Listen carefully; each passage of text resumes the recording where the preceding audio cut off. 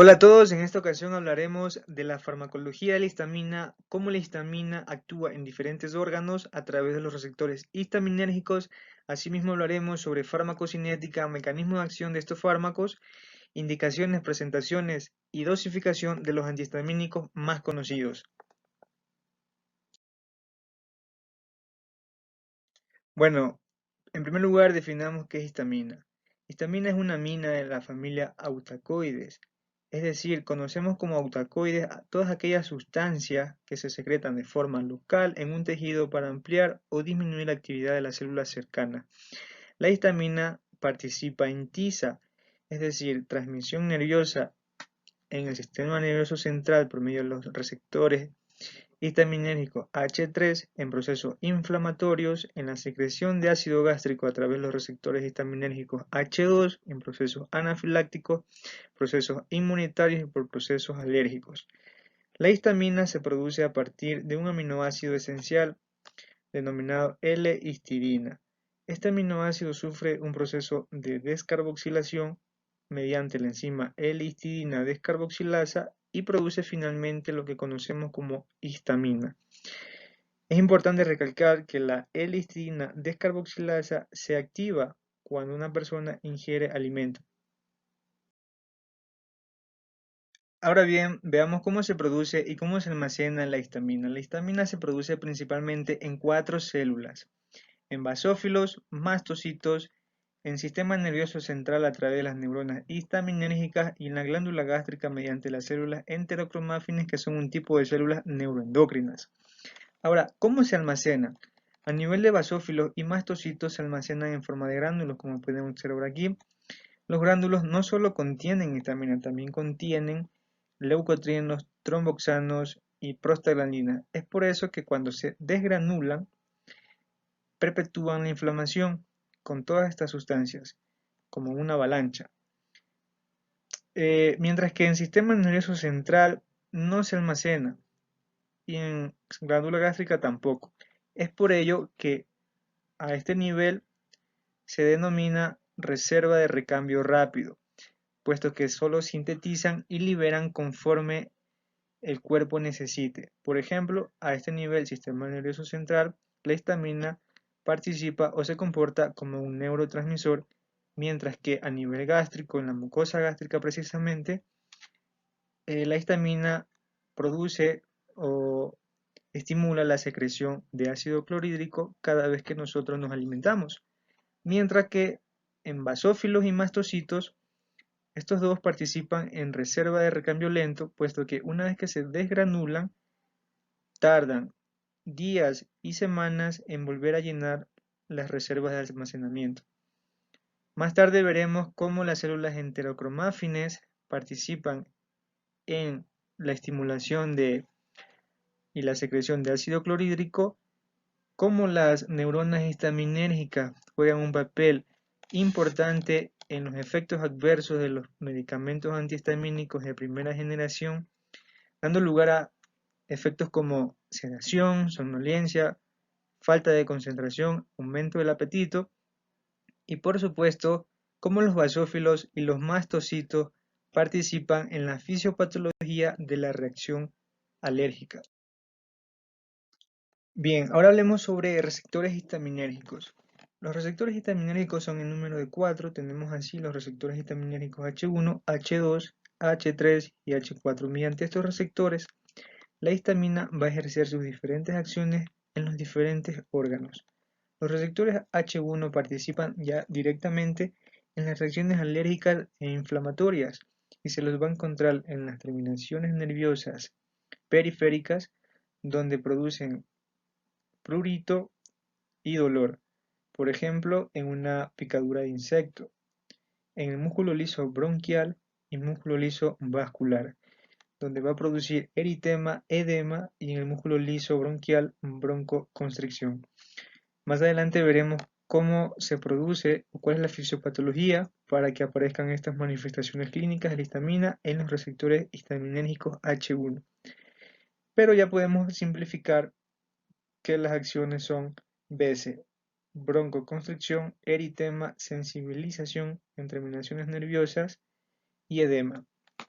Por otro lado, los receptores histaminérgicos H2 se encuentran predominantemente en mastocitos a nivel cardíaco y a nivel de la mucosa gástrica, mientras que los receptores H3 se encuentran a nivel del sistema nervioso central y en menor cantidad en la mucosa gástrica.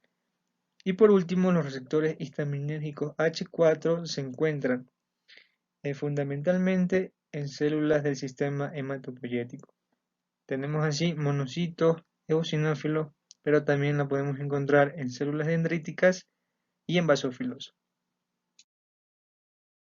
Antes de pasar a describir a los receptores histaminérgicos, hablaremos sobre la fisiopatología de la reacción alérgica, una de las reacciones más importantes de la histamina.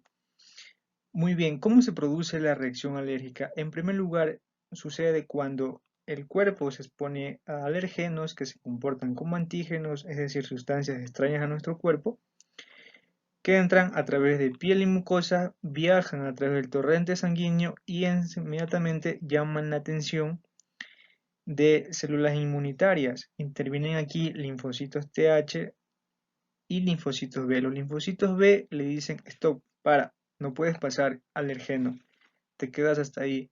Voy a producir anticuerpos tipo E para que no vuelvas a ingresar.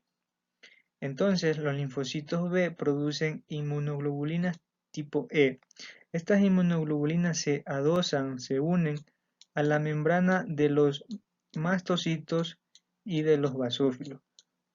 Esta unión se conoce como sensibilización mediada por inmunoglobulina tipo E.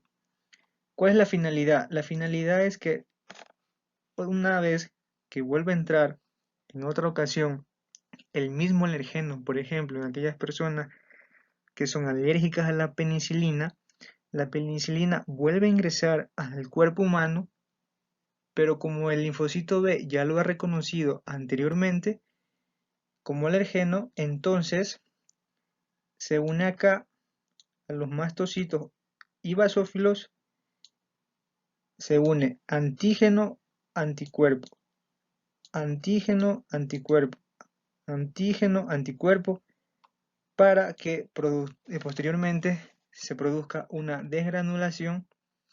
Como decíamos, en los gránulos no solo hay histamina, también hay leucotrienos, tromboxanos, prostaglandinas.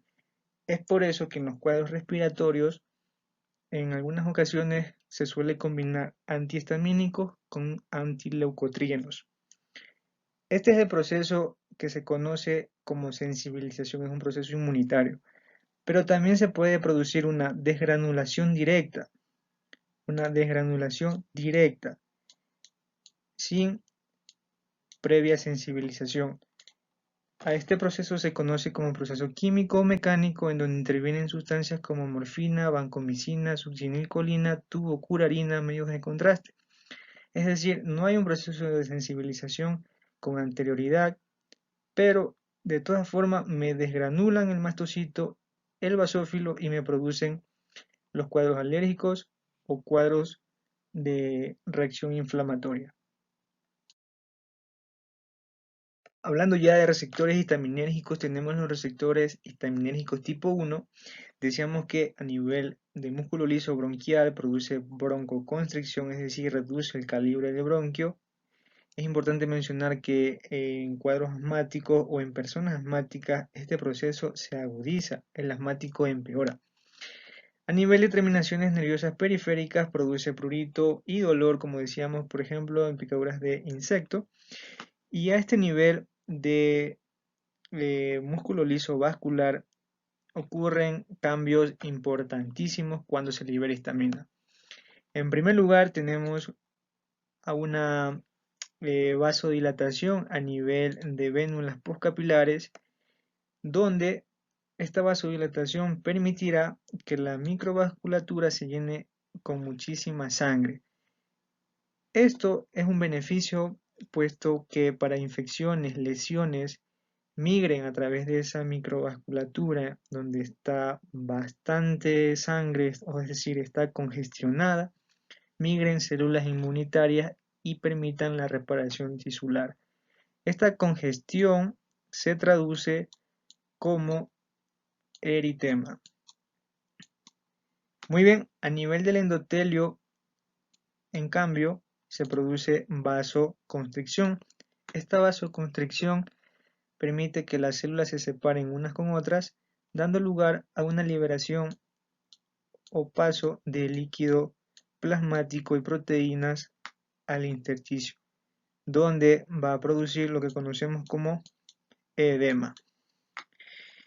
Ahora, el edema, el eritema, el prurito y el dolor justifican las manifestaciones de la urticaria, de los procesos urticarianos. En cambio, a nivel cardíaco existe un ligero aumento de la frecuencia y de la fuerza de contractibilidad, es decir, tiene una función inotrópica positiva, mientras que también produce disminución de la presión arterial. Muy bien, ahora pasemos a los receptores histaminérgicos tipo 2. Muy bien, ahora hablaremos sobre receptores histaminérgicos tipo 2. Estos se encuentran en las células parietales donde se produce la secreción de ácido clorhídrico y factor intrínseco, ubicados en la glándula gástrica. La producción de ácido clorhídrico sobre todo se da a nivel de cuerpo. En la glándula gástrica encontramos también, recordemos, la célula enterocromáfila, la productora de histamina, que esta productora de histamina actúa a nivel de la célula principal, donde se cree que tiene una función en la liberación, producción de factor de pexinógeno, perdón, y a su vez en la célula parietal un mecanismo ya conocido donde se une a su receptor histaminérgico tipo 2 y produce liberación de ácido clorhídrico y factor intrínseco. Ahora, la histamina no es la única estimulante de ácido clorhídrico. También lo es acetilcolina, como ven aquí, acetilcolina, y por supuesto gastrina, que es producida por la célula G en el antro de la mucosa gástrica. Este es el mecanismo de la histamina y los receptores histaminérgicos tipo 2 en la mucosa gástrica. No me voy a centrar en fármacos que inhiban a estos receptores, puesto que lo trataremos en otro capítulo cuando hablemos sobre inhibición de la secreción gástrica. Aquí intervendrán fármacos como ranitidina, cimetidina, omeprazol y entre otros.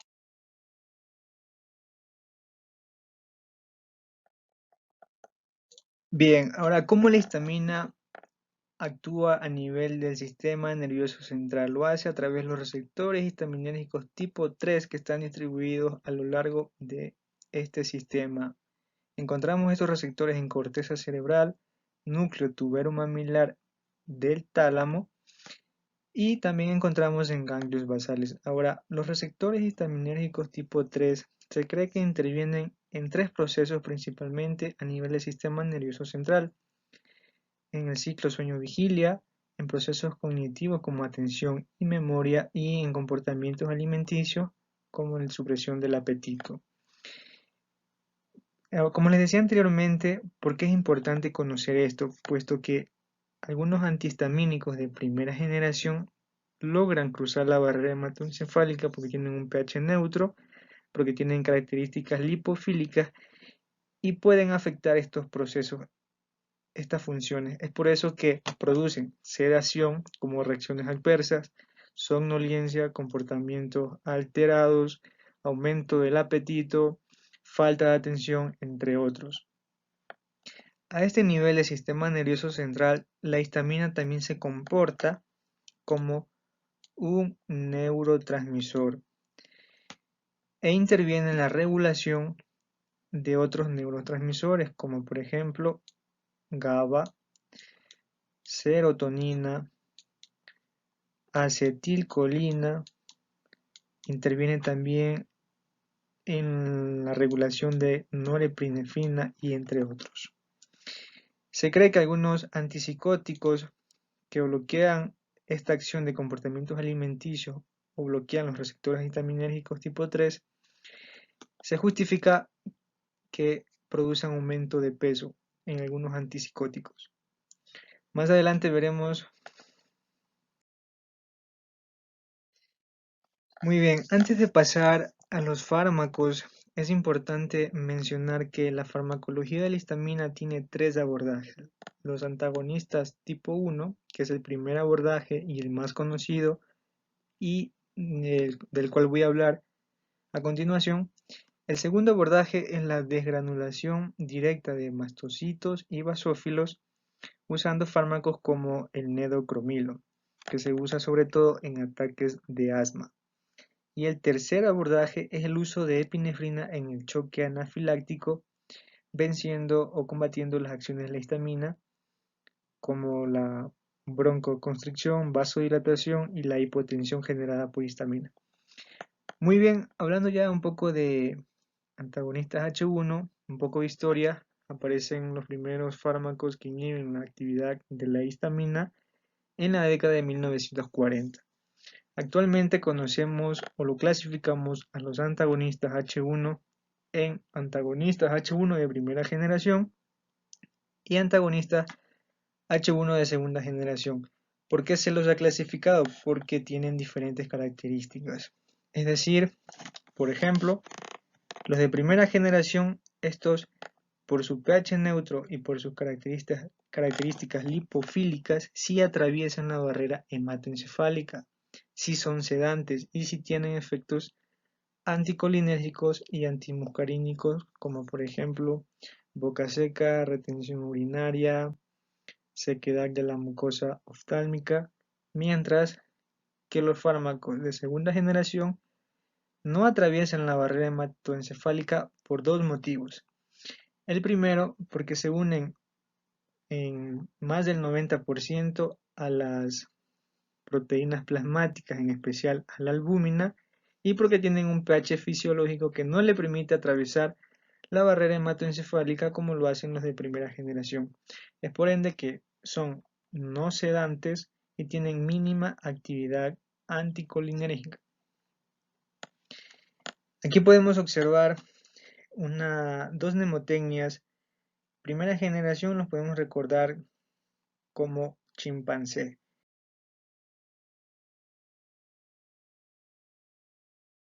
Tenemos aquí a la clorfeniramina, a la hidroxicina, la difenhidramina, la meclicina y la prometacina.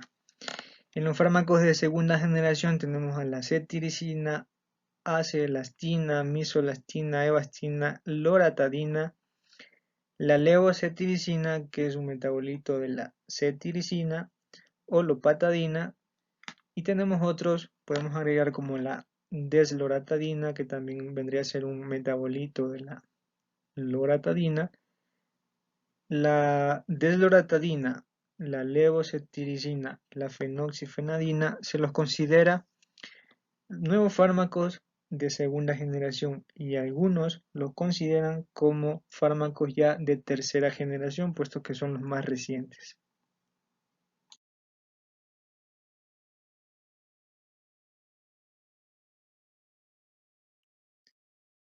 Como les decía, voy a hablar sobre los antihistamínicos H1, puesto que los antihistamínicos H2 los hablaremos cuando topemos el tema de inhibición de secreción gástrica. Aquí encontramos en la imagen A dos receptores que se encuentran en total armonía, se encuentran en homeostasis, uno en estado inactivo y otro en estado activo. En la imagen B podemos encontrar ya que el agonista, es decir, la histamina, se une al receptor haciendo de tal manera que la estructura del receptor cambie de estado inactivo a estado activo, mientras que los antihistamínicos H1 se comportan como agonistas inversos, es decir, hacen todo lo contrario que la histamina, que el agonista. Pasan de estado activo a estado inactivo e inhiben la actividad de la histamina. Este es el mecanismo de acción de los antihistamínicos H1. Ahora, ¿cuál es la farmacocinética de los antihistamínicos? Estos se liberan y se absorben muy bien en el tracto gastrointestinal y se unen a las proteínas plasmáticas en más del 90%, en especial a la albúmina. Se distribuyen ampliamente por el organismo, a excepción del sistema nervioso en el caso de los antihistamínicos de segunda generación que no son sedantes, no atraviesan la barrera hematoencefálica. El metabolismo lo hace a través del hígado mediante el citocromo P450. Esto es importante puesto que algunos fármacos que combinen o usan este citocromo pueden inhibir, disminuir la actividad de los antihistamínicos y producir aumentos en los niveles séricos de antihistamínicos. Y tenemos, por último, a la excreción que se da mediante orina y heces. Tenemos que se producen básicamente tres efectos adversos, que son toxicidad a nivel del sistema nervioso central, puesto que producen, como ya decíamos, sedación, pueden llegar a producir estupor, en otras ocasiones producen diplopía, producen somnolencia, falta de concentración, aumento del apetito.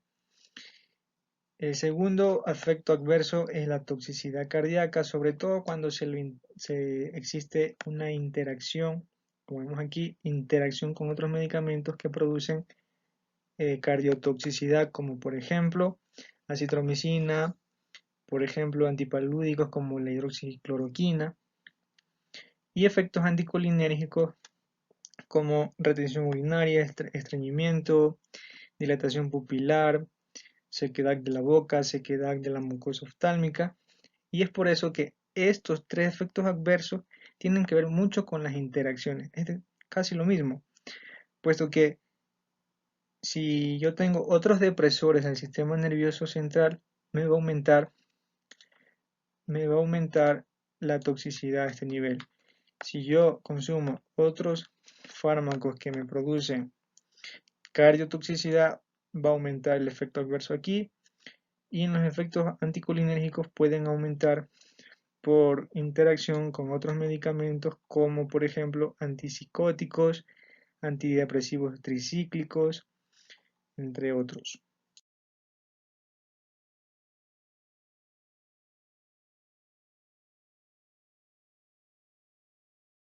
Muy bien, los usos clínicos o indicaciones de los antihistamínicos se resumen con esta mnemotecnia.